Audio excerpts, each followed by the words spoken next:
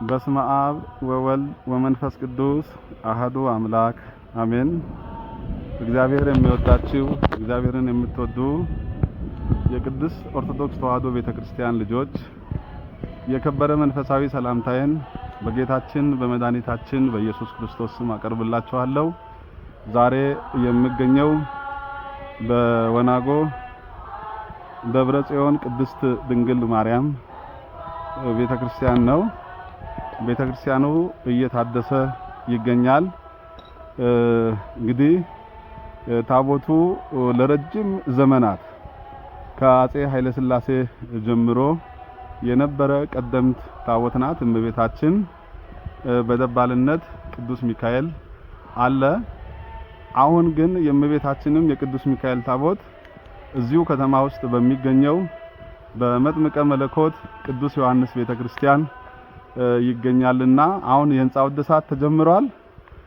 ስለ ህንጻው እድሳት አንዳንድ ሁኔታዎችን አንዳንድ ኢንተርቪዎችን አረጋለሁ። ይህንን ደግሞ እስቲ የቤተክርስቲያኑ የስብከተ ወንጌል ክፍል ኃላፊና ዋና ጸሐፊ ሊቀ ስዩማን እስቲ አንዳንድ ነገር እድሳቱ እንዴት ተጀመረ፣ ለምን ተጀመረ የሚለውን እስቲ አንዳንድ ሀሳብ ስጠኝ። እሺ እንግዲህ ያው ቤተክርስቲያኑ እድሳት ሳይደረግለት 1986 ላይ የህንጻው ግንባታ ተጀምሮ በ1990 ላይ ነው የተመረቀው። ከዛ ሰዓት ጀምሮ ምንም አይነት እድሳት አልተደረገለትም። ስለዚህ ህንጻው ከጣሪያው ላይ በማፍረሱ በአገልግሎት ሰዓት ዝናብ ወደ ውስጥ ከቤተ መቅደስ ጀምሮ እየገባ ሲያስቸግር አንዳንድ ምዕመናኖችን አነጋግረን ተነስተን የህንጻውን ግንባታ ጀምረናል። የህንጻው እድሳት ቢጀመርም ስንነሳ እስከ 500 ሺህ ብር ይጨርሳል የሚለው ነገር ነበረ። ግን ህንጻውን ከጀመርነው በኋላ በአሁኑ ሰዓት ከ1 ሚሊዮን መብራት በአዲስ መልኩ ዝርጋታ ስለሚያስፈልግ ያን የተዘረጋው መብራት በየጊዜው ማየት እያቃጠለ ያስቸግር ስለነበረ በአዲስ መልኩ መብራት እየተዘረጋ ነው። አምፖል ያስፈልገናል፣ ዘመናዊ አምፖል ማለት ነው። በተጨማሪ ደግሞ ውስጥ ላይ ስላድኖ የለም። ስላድኖ የነበረው ተላልጦ ስላለቀ በአዲስ መልኩ ስላድኖ ልናሰራ አስበናል። 40 ካሬ ቢያንስ ቤተክርስቲያን በጥቂቱ 40 ካሬ ያስፈልገናል። ስለዚህ አንዱ ካሬ ደግሞ የሚሰራው 5000 ብር ስለሆነ በዚሁ አጋጣሚ በረከት እናገኛለን የምትሉ ስማቸውን በመታሰቢያነት ከስላድኖ ስር እንዲጻፍ አንዱ ካሬ 5000 ብር ነው። 2 ካሬ 10000 ብር ነው። ይህንንም በዚሁ አጋጣሚ የኢትዮጵያ ኦርቶዶክስ ተዋሕዶ እምነት ተከታይ የሆናችሁ ወገኖቻችን የእመቤታችን የቅድስት ድንግል ማርያም ቤተክርስቲያኑ እድሳት ሲጀመር የቃል ኪዳኑ ታቦት ወጥቶ በአካባቢው ያለው አጥቢያ ላይ ስለሚገኝ ሁላችሁም ተረባርባችሁ ይቻል እስከ ሰኔ 21 ቀን ታቦተ ሕጉ እንዲገባ ስለምንፈልግ ማህበረ ምዕመናኑ በዚሁ ልክ ስለሚጠይቅ የሁላችሁንም ተሳትፎና ርብርብ በዚሁ አጋጣሚ እንጠይቃለን። ማምላክ ወላዲተ አምላክ በአማላጅነቷ አትለየን። እግዚአብሔር አምላካችን ሁላችንን የሚባርከን ይገኛል። ምን ያህል ፐርሰንት ይቀራል ስራ ቀሲስ? በአሁኑ ሰዓት ቤተክርስቲያኑ የሚቀረው 30% ያህል ይቀራል ብለን ነው የምናስበው። ምክንያቱም ከፊት ለፊት ላይ አውደ ምህረቱ ታዛ የለውም። የአውደ ምህረቱን ታዛ ባለሙያ አምጥተን አስገምተን እስከ 300 ሺህ ብር 291 ሺህ ብር ለማቴሪያል እና ለእጅ ዋጋ ተጠይቋል። ማቴሪያሉን የምናመላልስበት ደግሞ እስከ 10 ሺህ ብር ይሄዳል። በአጠቃላይ 300 ሺህ ብር ይፈጃል ማለት ነው የአውደ ምህረቱ ስራ። በውስጥ ያለው መብራት ደግሞ 130 ሺህ ብር ነው። በጎ አድራጊ መብራት የሚሰራ ከሐዋሳ በራስ ተነሳሽነት ዕውቀቱን ሊያበረክተን እኛ ደግሞ ማቴሪያል ልናቀርብ ዝግጅት ላይ ነንና በዚሁ መልኩ ስላድኖም 40 ካሬ ወደ 200 ሺህ ብር ነው የሚሄደው።